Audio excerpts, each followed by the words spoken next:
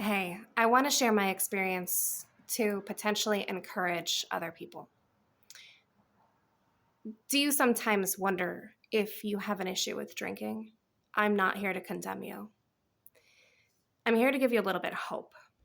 So, sometimes the reason we are stuck in our addiction is actually because of shame.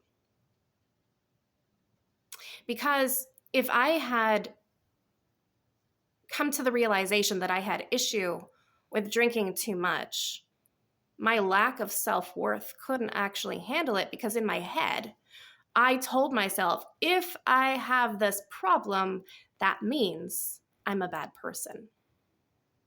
But let me tell you something. When we are in physical pain, it's perfectly normal to do what we need to do to get out of that pain. The same goes for emotional pain. So when a person starts drinking, they may not realize it. If they start drinking too much, they may not realize that they're trying to numb emotional pain, probably from past trauma or something that's happening currently. They may not realize it, but most times, more times than not, that's what's happening. And so I think I got stuck in my addiction for a longer period of time than I had to because I was afraid of being a bad person. So it kept me in this cycle of shame and denial.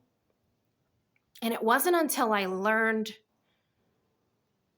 that that's really not the case. So I want to encourage you today to to self-reflect and have some compassion on the original reason the issue started in the first place. For me, that has been the piece that has allowed me to overcome. And this video in particular is not to try to bring people to my Savior. If that's a byproduct, I am so happy and thankful for that. But whether you are a believer in Yeshua, Jesus, or whether you are not, whether you want to be or whether you don't want to be, I still want to help you in recovery. I have a few notes here, so I'm looking at them to make sure I cover a few things. So I think part of my fear was having another label. So as I see, a lot of people tell themselves, well, I don't drink every day, so I don't have a problem. I don't drink in the morning, so I'm not an alcoholic.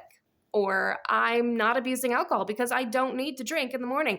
I don't need to drink every day. Hey, look, I stopped drinking for 30 days. I'm fine.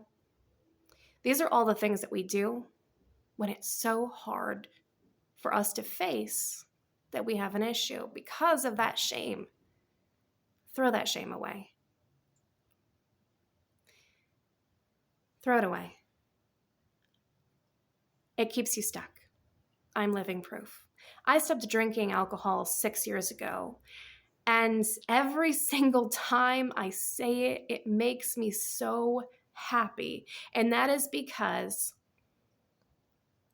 I can't tell you how many years I prayed asking for help to stop. But I also I wasn't facing the emotional trauma that was behind it. I just looked at it as drinking too much equals bad. I have to stop. That's how I looked at it. And because I didn't have that self-worth piece, and for me personally, in my experience, I wasn't finding my self-worth in him. That's why I stayed stuck. And so one day after I stopped drinking, probably 2 years into recovery, I found a prayer journal. And it was an excerpt of my prayer to God, one of so many, asking for forgiveness for drinking too much and asking for help. And I remembered the feeling of desperation and feeling like I could never stop. But I did. And I want to tell you that if I can do it, you can too. You can too. Sometimes we play games with ourselves and we think, like I was mentioning before, well, I don't, like for me, for example, I was not a stereotypical alcoholic. Never had a DUI. I never, ever, ever, ever drank before work. I never drank in the morning. All of these things that people tell themselves. I didn't drink every day, all that stuff, right? But we have to look at when we're ready, because I learned that people aren't always ready to face this. But eventually, we have to stop and look at the reason behind it. Now, it doesn't mean you have to be drinking every day, but what if you get plastered on the weekends? That's why. Why?